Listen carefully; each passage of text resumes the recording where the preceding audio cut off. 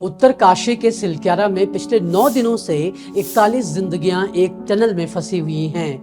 यहां दिवाली के दिन निर्माणाधीन सुरंग धंस गई और इसमें काम कर रहे 41 मजदूर अंदर ही अटक गए। इन मजदूरों को सुरक्षित बाहर निकालने के लिए आधुनिक टेक्नोलॉजी का सहारा तो लिया ही जा रहा है, साथ ही में आध्यात्मिक रास्ता भी अपनाया जा रहा है। टनल के बाहर एक छोटा सा मंदिर बनाया गया है, जहां मजदूरों की सुरक्षा के लिए पूजा प्रार्थना की जा रही है। हम इस रिपोर्ट को 21 नवंबर की सुबह को रिकॉर्ड कर रहे हैं और अभी तक भी रेस्क्यू ऑपरेशन जारी है। हालांकि चीजें प्रोग्रेस कर रही हैं। इस रिपोर्ट को लिखे जाने तक बचाव दल के हाथ एक बड़ी कामयाबी लग चुकी है। अंदर फंसे मजदूरों तक 6 इंच पाइपलाइन को पहुंचाने में कामयाबी हाथ लगी है। अब इस पाइपलाइन के जरिए आसानी से मजदूरों तक खाना पीना और ऑक्सीजन पहुंचाई जा सकेगी। बल्कि पिछले 9 दिनों में पहली बार मजदूरों तक गर्म खाना भी पहुंचाया गया। इसके साथ ही पहली बार अंदर फंसे मजदूरों की पहली तस्वीरें भी सामने आई हैं। हालांकि मजदूरों के बाहर निकलने का इंतजार अभी भी हो रहा है। अब मजदूरों को निकालने के लिए पिछले 9 दिनों में के भीतर क्या क्या हुआ, किस तरह से मजदूरों को बाहर निकालने की कोशिश की जा रही है और कब तक मजदूरों के बाहर आने की संभावना है, इस रिपोर्ट में हम आपको पिछले 9 दिनों का पूरा हाल तो बताएंगे ही, साथ ही जानेंगे कि रेस्क्यू के लिए किस तरह का प्लान बनाया गया है। टनल हादसे पर अब तक क्या क्या हुआ, देखिए इस रिपोर्ट में।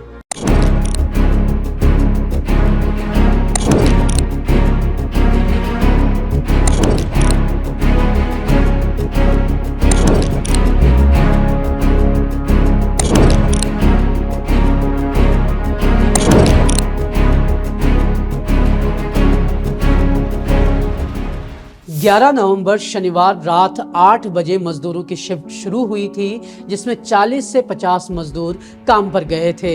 ये शिफ्ट रविवार को बड़ी दीपावली के दिन सुबह 8 बजे खत्म होने वाली थी, जिसके बाद सभी मजदूर दीपावली की छुट्टी मनाने के लिए उत्साहित थे।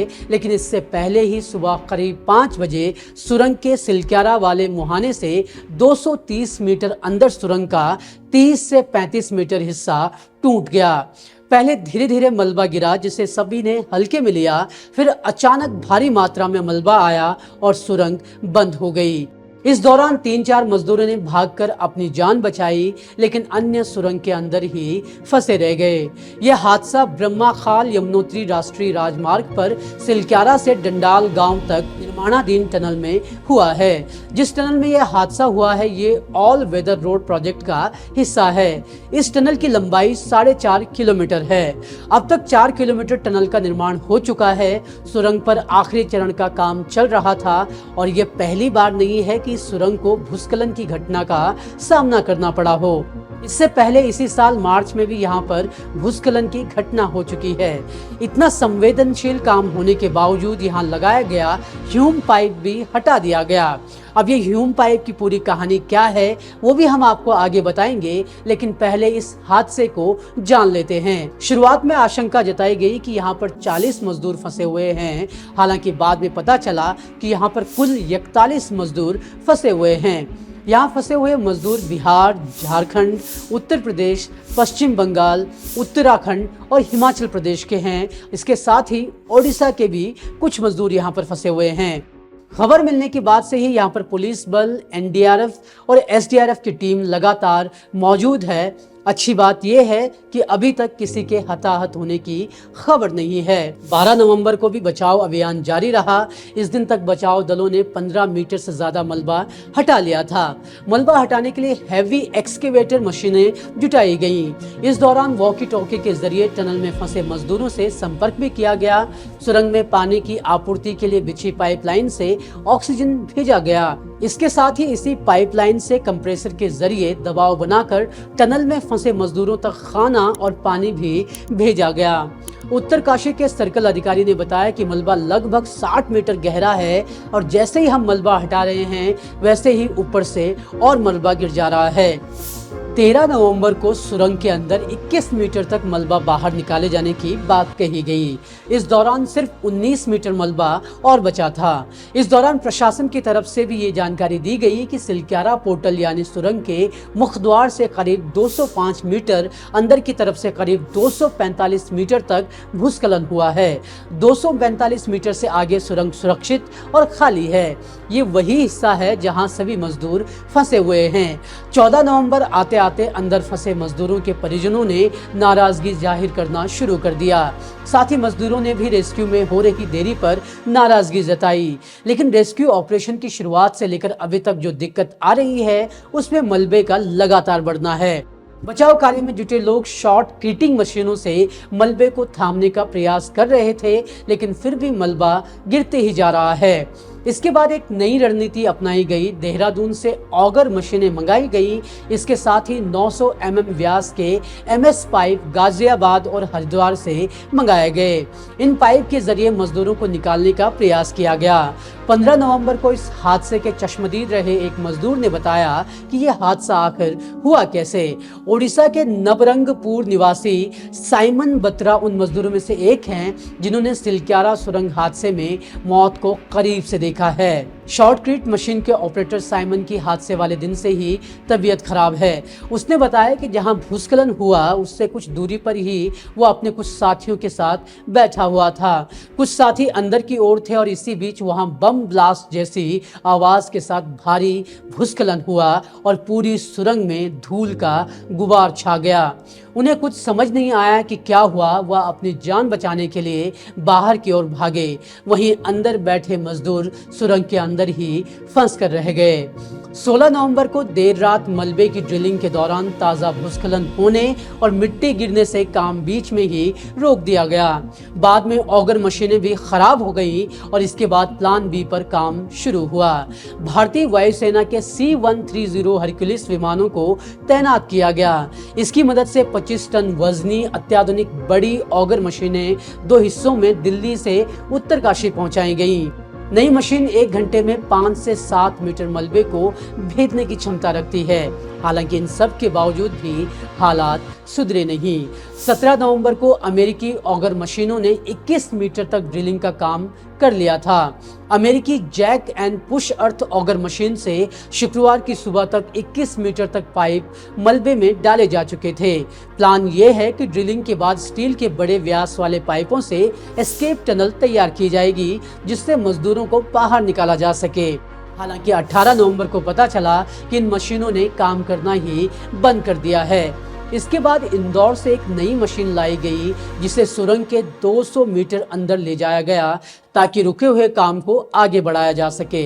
अब हॉरिजॉन्टल यानी सामने से ड्रिलिंग के बजाय वर्टिकल यानी ऊपर से छेद किया जा रहा है ताकि मलबे को आसानी से हटाया जा सके।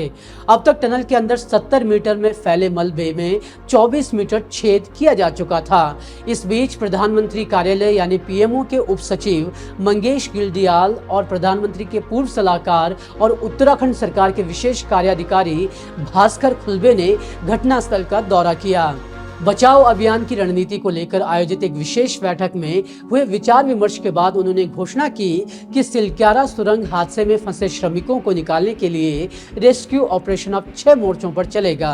18 नवंबर से लगातार इन 6 मोर्चों पर ही काम किया जा रहा है। रणनीति ये है कि अलग अलग जगहों से पहाड़ में ड्रिल करके अंदर पहुंचा जाएगा, माइक्रो ड्रोन कैमरों की मदद ली जाए और पहाड़ की चोटी से आपूर्ति लाइन को अंदर डाला जाए। भास्कर खुलबे ने 19 और 20 नवंबर को लगातार अपडेट्स दिए हैं। उन्होंने बताया कि पहाड़ के ऊपर जियो मैपिंग की गई। मैपिंग के बाद पहाड़ में ड्रिलिंग की जा रही है। उन्होंने अनुमान जताया है कि सुरंग में फंसे लोगों को निकालने के लिए अभी 4-5 दिनों का वक्त और लग सकता है। मौके पर मदद के लिए नॉर्वे जैसे कई एक्सपर्ट टीमें भी बुलाई गई हैं और आज 9वां दिन है। अभी भी बचाव कार्य जारी है, लेकिन इस बीच कुछ सवाल भी उठाए जा रहे हैं। इसमें सबसे पहला सवाल यह है कि इमरजेंसी के लिए लगाया जाने वाला ह्यूम पाइप आखिर क्यों हटाया गया। सवाल उठाया जा रहा है कि टनल में आपातकाल में बचाव के लिए ह्यूम पाइप क्यों नहीं था। बताया गया कि यहाँ पर ह्यूम पाइप लगा हुआ था, लेकिन इसे कुछ दिन पहले ही निकाल दिया गया था। सुरंग निर्माण की शुरुआत से ही आपातकाल में बचाव के लिए ह्यूम पाइप बिछाया जाता है। जहां तक टनल की खुदाई हो जाती है वहां तक उस पाइप को बढ़ाया जाता है। उत्तरकाशी की सुरंग का निर्माण लगभग पूरा हो गया था। यहाँ पर भी नियमानुसार पाइप बिछाया गया था ताकि कभी कोई ऐसा हादसा हो तो इस पाइप से मजदूर बाहर आ सकें। लेकिन मौके पर मौजूद सूत्रों के मुताबिक यहाँ पर बिछे इस पाइप को कुछ समय पहले ही निकाल लिया गया था। हालांकि इसके पीछे क्या मंशा थी, इस बात का पता लगाया जा रहा है, लेकिन माना जा रहा है कि कंपनी को लगा होगा कि इस सुरंग का निर्माण लगभग पूरा हो चुका था। यही सोचकर कि अब आखिरी तराशी का काम हो रहा है तो इस पाइप को निकाल लिया गया होगा। बहुत लोग और संगठन ह्यूम पाइप न होने पर सवाल उठा रहे हैं। इसे कंपनी की लापरवाही भी मान रहे हैं, क्योंकि इस पाइप को तभी निकाला जाना चाहिए था जब सुरंग आवाजाही के लिए बिल्कुल तैयार हो जाती। पहाड़ का ये हिस्सा हमेशा से संवेदनशील रहा है। ऐसे में किसी भी खतरे की आशंका हर वक्त बनी रहती है। फिर क्यों इतनी बड़ी चूक हुई? बताया जा रहा है कि मजदूरों के बचाव के बाद इस मामले में बड़ी कार्रवाई भी हो सकती है। एक और सवाल जो उठाया जा रहा है वो ये है कि आखिर क्यों 9 दिन बाद भी मजदूरों को बाहर नहीं लाया जा सका है। इसका जवाब केंद्रीय सड़क एवं परिवहन मंत्री नितिन गडकरी ने दिया है। उन्होंने बताया कि हिमालय की मिट्टी कहीं चट्टानों से भरी है तो कहीं मिट्टी ही मिट्टी है, लिहाजा अब तक ऑपरेशन को पूरा नहीं किया जा सका है। उन्होंने कारण दिया कि पहाड़ी इलाका होने की वजह से भी रेस्क्यू ऑपरेशन में कई तरह की परेशानियां आ रही हैं, लेकिन इसके बाद भी टनल में फंसे मजदूरों तक खाने पीने समेत सभी जरूरी चीजों को समय पर पहुंचाया जा रहा है। यहाँ बार बार मलबा गिरना सबसे बड़ी दिक्कत बन रहा है। इसकी वजह से ड्रिलिंग करने जैसे कामों को बार बार रोकना पड़ रहा है। लेकिन रेस्क्यू ऑपरेशन के लिए आधुनिकता के साथ आध्यात्मिकता भी काम पर लाई जा रही है। टनल में फंसे मजदूरों को बचाने के लिए हर तरफ से प्रयास किए जा रहे हैं। स्थानीय लोगों का मानना है कि स्थानीय देवता बाबा बौखनाग के नाराज होने की वजह से यह हादसा हुआ है। इनका कहना है कि सुरंग के पास बाबा बौखनाग का मंदिर था। पहले अधिकारी और मजदूर मंदिर में सिर नवाकर ही काम पर जाते थे। स्थानीय लोगों का कहना है कि मंदिर टूटने के बाद ही यह हादसा हुआ है। हालांकि फिलहाल यहाँ पर एक अस्थायी मंदिर बनाया गया है जहां लोग मजदूरों की सकुशल वापसी के लिए प्रार्थनाएं कर रहे हैं। लेकिन इस हादसे ने एक और बार फिर दुर्गम और पहाड़ी क्षेत्रों में विकास कार्यों के स्याह पक्ष को सामने लाया है। अक्सर पहाड़ों में कुछ देर की तेज बारिश यहाँ हो रहे विकास कार्यों की पोल खोल देती है। कमजोर होते पहाड़ों की वजह से यहाँ जब तब आपदा आती रहती है। इसके चलते ऊपर से चट्टानें, मिट्टी आदि लगातार नीचे गिर रही हैं। इसके कारण भी बचाव कार्य में बड़ी दिक्कतें आ रही हैं और एक्सपर्ट एक बार फिर कह रहे हैं कि यहाँ पर विकास कार्य प्रकृति को ध्यान में रखकर किए जाएं। खैर 9वें दिन कुछ गुड न्यूज जरूर आई, लेकिन जब तक मजदूर सकुशल बाहर नहीं आ जाते तब तक सबकी सांसें अटकी जरूर रहेंगी। मजदूरों के परिजन लगातार यहाँ पर डटे हुए हैं और इस बीच मुख्यमंत्री पुष्कर सिंह धामी ने एक बड़ी घोषणा की है। उन्होंने कहा है कि मजदूरों के परिजनों के रहने, खाने और पीने की व्यवस्था पूरी तरह से सरकार करेगी। इस मामले पर मुख्यमंत्री के अलावा पीएमओ की भी लगातार नजर बनी हुई है। पहाड़ में सरकारों के विकास कार्य किस तरह से आफत लाते हैं उसका एक नमूना है उत्तराखंड और हिमाचल में हर साल आने वाली आपदाएं। देखिए इस रिपोर्ट में और जानिए कि आखिर क्यों हर साल उत्तराखंड में आपदाएं आती हैं। और इसके साथ ही अगर आपको हमारा काम पसंद आया हो तो हमारे चैनल को लाइक, शेयर और सब्सक्राइब करना ना भूलें, क्योंकि हमारी कोशिश आप तक उत्तराखंड से जुड़ी हर बात और हर खबर पहुंचाने की है। धन्यवाद।